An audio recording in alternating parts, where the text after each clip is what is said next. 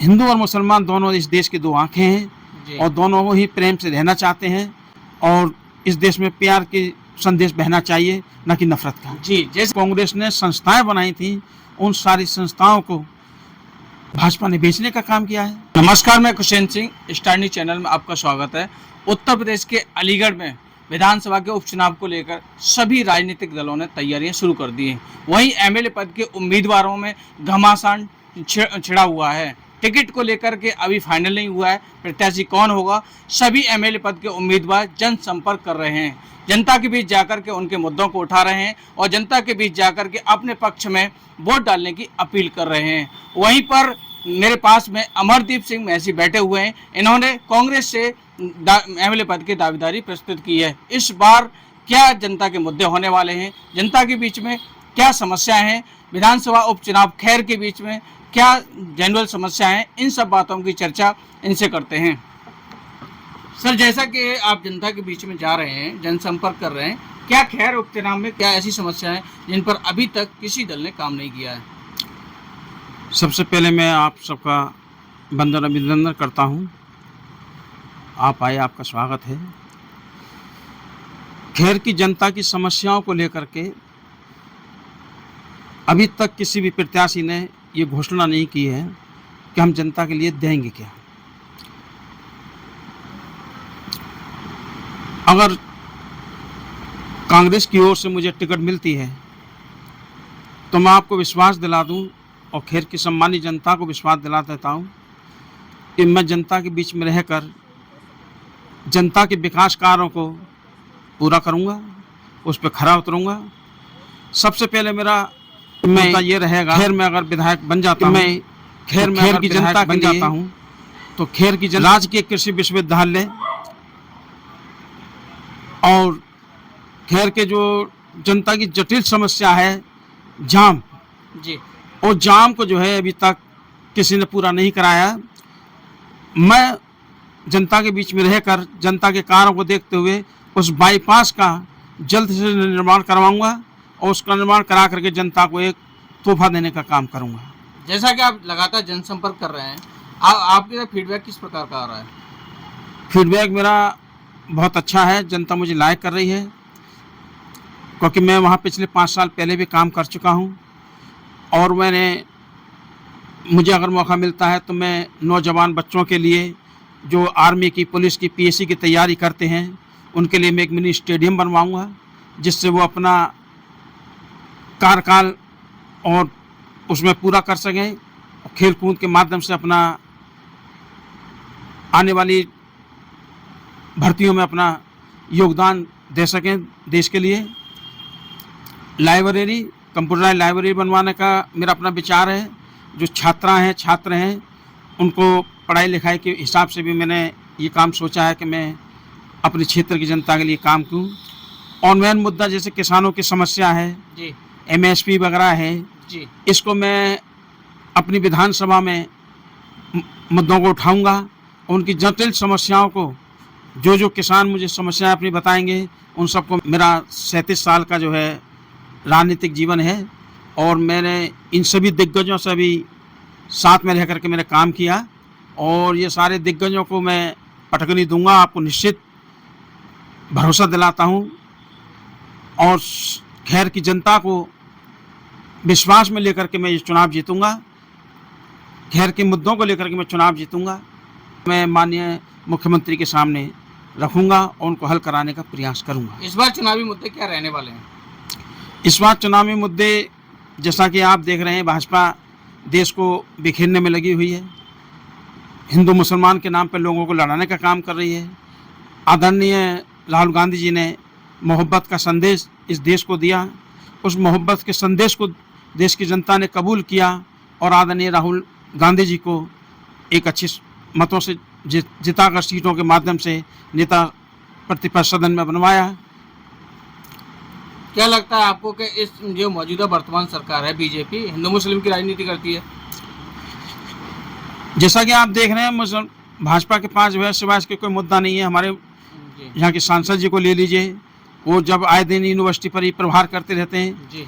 हम चाहते हैं कि जैसे मानिए कि आप सांसद हैं, हमारे भी सांसद हैं आप, जी पूरे अलीगढ़ के सांसद हैं आप जो है मेडिकल के लिए क्या लेकर आए अब तक?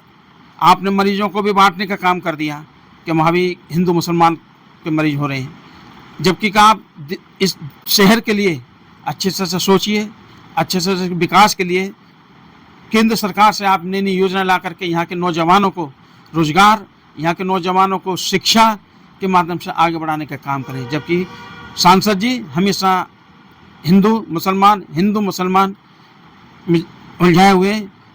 एक भी मुद्दा बता दीजिए आप, एक भी कोई भी गिना दे कि उन्होंने हमने जो देश के लिए ये किया। आप बताइए, देश का जो है नौजवान जो बच्चे तैयारी करते हैं जी आर्मी के लिए, उनको आपने 4 साल के लिए कर दिया। कि बीजेपी पार्टी में ये अभी जो सांसद हैं सतीश गौतम जी 3 बार सांसद बन गए, तीसरी बार भी सांसद बने।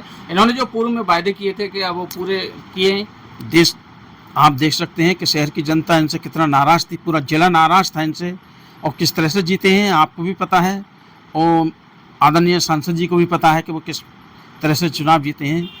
जीत तो चुनाव चौधरी विजेंद्र सिंह जी थे, और किस प्रकार से शासन प्रशासन ने उनको हराया। और आप देख रहे हैं आज भी जो है सांसद जी के चेहरे पे वो हंसी नहीं है जो चौधरी विजेंद्र सिंह जी के चेहरे पे हंसी है। बिल्कुल बिल्कुल। वर्तमान सरकार के किन मुद्दों पर सकारात्मक राजनीति कर रही है बीजेपी सरकार? के कौन से ऐसे मुद्दे हैं जो सकारात्मक हैं? एक भी काम गिना दीजिए आप, एक भी काम भाजपा ने देश हित में, नौजवानों के हित में क्या हो, सब कुछ उन्होंने बेच दिया। जो कांग्रेस छोड़ करके गई थी, जो क्या 4 साल में अग्निवीर, क्या 4 साल में किसी बच्चे का जो है भविष्य समझ सकता है? जी जी अभी कितने हमले हुए जी। एक पे भी आदरणीय प्रधानमंत्री जी ने एक शब्द, कोई शोक संवेदना व्यक्त नहीं की है। जैसे कि राहुल गांधी जी हमेशा इस मुद्दे को उठाते हैं कि ये जो सरकार है पूंजीपतियों की सरकार है, अडानी अंबानी की सरकार है, क्या कहेंगे? बिल्कुल सत्य है, वो जो कह रहे हैं बिल्कुल सत्य कह रहे हैं। वो आप देखिए गरीब कितना परेशान है, गरीब कितना नीचे चला गया। आप देखिए लोगों के खातों में जो पैसे हुआ करते थे, उन खातों पे भी पैसा रखने का भी पैसा ले रहे हैं, जमा करने का भी पैसा ले रहे हैं, निकालने का भी पैसा ले रहे हैं। मतलब लूट मची हुई है हर तरफ। आप आटा देख लीजिए कितना पहुंच गया, पेट्रोल देख लीजिए, डीजल देख लीजिए, पेट्रोल देख लीजिए, चरम सीमा पे महंगाई पहुंच गई। गरीब आदमी के तो मुँह से इन्होंने निवाला भी छीन लिया। अब आप चटनी भी नहीं बना के खा सकते।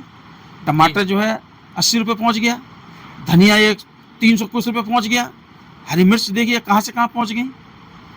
ये हमेशा मुद्दा उठाते हैं, सबका साथ, सबका विकास, सबका विश्वास वाली नीतियों पे हम काम करते हैं। आप ये देख लीजिए देश के अंदर जो है भाजपा सरकार नौजवानों को गुमराह करने का काम कर रही है। देश में कोई विकास नहीं है, किसी का कोई साथ नहीं है, साथ सबका ले रहे हैं लेकिन विकास सिर्फ अपना कर रहे हैं। आप देख लीजिए अपने कार्यालय इन्होंने कहाँ से कहाँ बना दिए, गरीब तो गरीब ही है। बिल्कुल बिल्कुल। और ये जो अपना आपकी जो पार्टी है, इससे आप कांग्रेस से टिकट मांग रहे हैं, कौन सी ऐसी नीतियां इनसे आप प्रभावित हैं? कांग्रेस की नीतियां सारी सफल रही। आज का कर्मचारी देखिए पेंशन के लिए जूझ रहा है, लड़ रहा है। कांग्रेस को देखिए, कांग्रेस ने बहुत पहले ही लोगों को पेंशन लागू कर दी। आज जो है लोग पेंशन लेकर के अपना जीवन गुजारा कर रहे हैं जी। व्यापारियों को ले लीजिए, व्यापारी परेशान है, जीएसटी का बिल दे, सेल टैक्स का बिल दे, कहाँ कहाँ का बिल दे। बिल्कुल। इन्होंने जो है देश की अर्थव्यवस्था को बिल्कुल बिगाड़ कर रख दिया है। जी। जैसा कि विधायक पद के उम्मीदवार अमरदीप मैसी जी ने बताया कि वर्तमान सरकार है जो लगातार भ्रष्टाचार की जा रही है। किसी भी महंगाई की बात करें तो हर चीज़, पेट्रोल हो, डीजल हो, गैस सिलेंडर हो, हर खाने रोज़मर्रा की सारी चीज़ों पर एक बहुत ज़्यादा उछाल आ गया है। हर एक गरीब व्यक्ति भी अपने जीवन यापन करने में असमर्थ है। अब चुनाव होने जा रहा है, सरगर्मियां तेज हैं। अभी लोकसभा चुनाव के बाद कांग्रेस गदगद है क्योंकि चुनाव परिणाम अच्छे आए उनके पक्ष में। अमर सिंह मैसी जी, आप जो है विभिन्न सामाजिक संगठनों से जुड़े हुए हैं और विभिन्न राजनीतिक दलों में आपने काम किया है, आप पुराने कांग्रेसी हैं, तो आपकी घर वापसी हुई है क्या? जी हाँ, मैंने जो है अभी 1 साल पहले आदरणीय ब्रजलाल खाबरी जी के नेतृत्व में कांग्रेस को अपने सैकड़ों साथियों के साथ ज्वाइन की। वाल्मीकि समाज को मैंने कांग्रेस से जोड़ने का काम किया है और आगे भी मैं वाल्मीकि समाज को कांग्रेस से जोड़ करके कांग्रेस को मजबूती प्रदान करने का काम करूँगा।